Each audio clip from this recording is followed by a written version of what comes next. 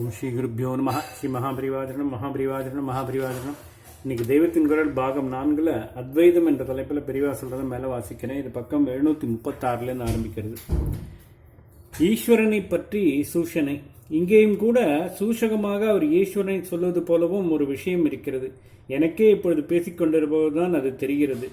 புத்திக்கும் உயர்ந்தது ஆத்மா என்கின்ற இடத்தில் ஆத்மாவை அது என்று சொல்லாமல் அவன் என்று சக என்று போட்டுதானே சொல்கிறார்.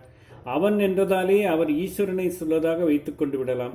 அப்படி வைத்துக்கொண்டால் அடுத்த ஸ்லோகத்தில் ஈஸ்வரனை அறிந்து மனசை அடக்கி ஆசையை அழி என்று சொல்வதாக ஆகும். ஈஸ்வரனை அறிந்து மனசை அடக்குவது என்றால் ஈஸ்வரனையே மனசை அடக்குபவனாக அறிந்து அவனது அனுகிரகத்தால் அப்படி செய்து கொள்வது என்பதை சொல்வதாகவே அர்த்தம் ஏற்படும். இல்லாவிட்டால் இந்திரியம், மனஸ், புத்தி என்ற ஜீவனின் தன்மைகளை பற்றியே பேசும்போது புத்திக்கு அப்புறம் ஆத்மாவை சொல்லாமல் ஈஸ்வரன் என்று சொல்லி மனஸ் அடங்குவதாக முடிப்பதில் அர்த்தமில்லை.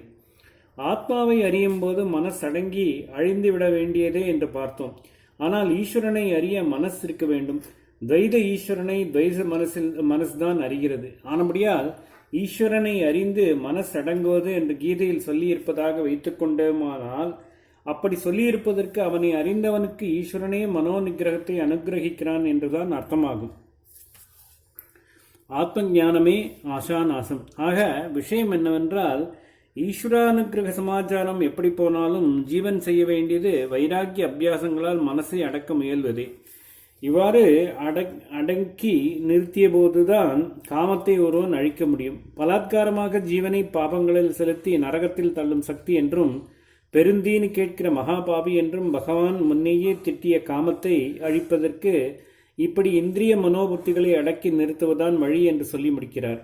அதாவது ஜீவனுடைய தனி ஜீவத்வமே போய் அவன் அத்வைத ஆத்மாவானால்தான் ஆசை போகும். ஆசை போவது மட்டுமில்லை, ஜீவபாவமே போய்விடுகிறது என்பதால் அத்வைதமான மோட்சானுபவமே கிடைத்து விடுகிறது.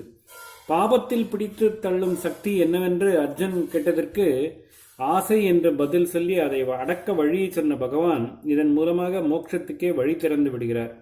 பின்னால் ஓரிடத்தில் இதை ஸ்பஷ்டமாகவே தெரிவிக்கிறார். காமக்ரோதத்திலிருந்து விடுபட்டால் பிரம்ம நிர்வாணம் என்ற ஆத்மசாட்சா்கார மோட்சமே கிடைத்து விடுகிறது என்று அங்கே தெளிவாக சொல்கிறார். காமக்ரோத வியுக்தானாம் யதீனாம் யத சேதசாம் அபிதோ பிரம்ம நிர்வாணம் வர்த்ததே விதிதாத்மனாம். காமக்ரோதத்திலிருந்து விடுபட்டு சித்தத்தை அடக்கி ஆத்மாவை அறிந்து கொண்ட துறவிகளுக்கு பிரம்ம நிர்வாணம் இரண்டிலும் கிடைக்கிறது என்கிறார். அபிதோ என்றால் இரண்டிலும். அதென்ன இரண்டிலும்? இகத்திலேயே மோட்சம் அதுவா? அதுதான் இரண்டு இல்லை என்று சொல்லும் அத்வைதிகளுக்கு ஒன்றாக போய்விடும் இரண்டு. இகம் பரம் என்பதான இரண்டு. மற்றவர்களுக்கு மோட்சம் என்பது பரலோகம்தான். உடம்பை விட்டுவிட்டு இகலோகத்தை விட்டு போனால்தான் அவர்களுடைய வைகுண்ட கைலாசாதி மோட்சங்கள். அத்வைதிக்கு அப்படி இல்லை. இகலோகத்தில் உடம்பிலே உயிரோடு இருக்கிற போதே அவன் இந்த லோகம் ஒரு மாயா விளையாட்டுதான் என்றும் உடம்பு என்பது தான் இல்லவே இல்லை என்றும் தெரிந்து கொண்டு விடுகிறான். வெளியிலே மற்றவர் கண்ணில் இகலோகத்தில் அவன் வளைய வந்து கொண்டிருக்கிறார் போல் இருந்தாலும் அவன் ஆத்மாவிலேயே நிலைத்தவனாக அதிலேயே ரமித்தவனாக இருப்பான். அப்புறம் உடம்பு நசிக்கிற போது நசிக்கும். இவனுக்கு அது ஒன்றும் பொருட்டாக இருக்காது. இவன் ஆத்மாவாகவே இருக்கிறபடியே இருந்து கொண்டிருப்பான். உடம்பால் தான் கஷ்டம். உடம்பை போக்கிக் கொண்டு விட்டால் கஷ்டம் போய்விடுமா என்று முன்னே கேட்டு உடம்பு போய் பிரயோஜனமில்லை, கர்மா போக வேண்டும், அதற்கு உடம்பு நான் என்பது போக வேண்டும் என்றெல்லாம் பதில் பார்த்தோம். அத்வைத அனுபூதிமானவன் உடம்பில் இருக்கும் போதே அமிர்தமான, அதாவது சாவில்லாததான ஆத்மாவை அனுபவித்துக் கொண்டு மோட்சானந்தத்தில் இருக்கிறான். தான் உடம்பில் இருப்பதாக அவனுக்கு எண்ணம் இராது. இப்படி நம் பார்வையில் உலக வாழ்க்கையில் இருப்பவனாக தெரியும் போதே அத்வைத முக்தி நிலையுள்ளவனைத்தான் ஜீவன் முக்தன் என்பது.